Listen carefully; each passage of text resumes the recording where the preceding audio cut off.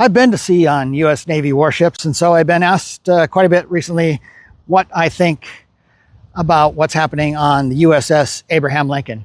And for those of you who are unfamiliar, the Lincoln is currently deployed to the Persian Gulf. It is a Nimitz-class nuclear-powered aircraft carrier, and they're conducting operations against the Islamic Republic of Iran.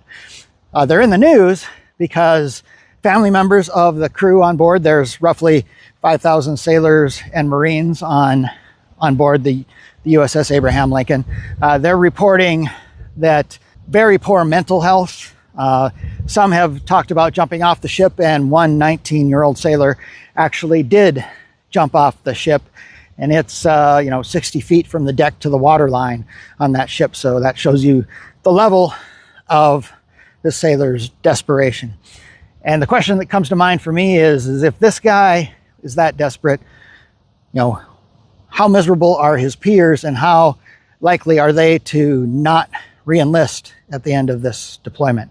So we could be hurting Navy retention into the future. The other thing I'm concerned about is they're going to replace the Lincoln with the USS George Washington, and the USS George Washington would otherwise be in the South China Sea. So we're going to be moving forces out of that area into the Persian Gulf. And when my son-in-law was deployed on a destroyer in a carrier air group, when we did the first bombing of Iran and obliterated their nuclear capability, well, that carrier group then was pulled from the South China Sea, where they're supposed to be checking Chinese influence, to go to the Persian Gulf.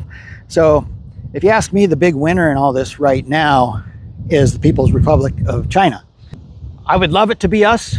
I always want us to win. I always want us to succeed, and especially our military. I know how hard the work is, and I appreciate all their service, and I feel for them.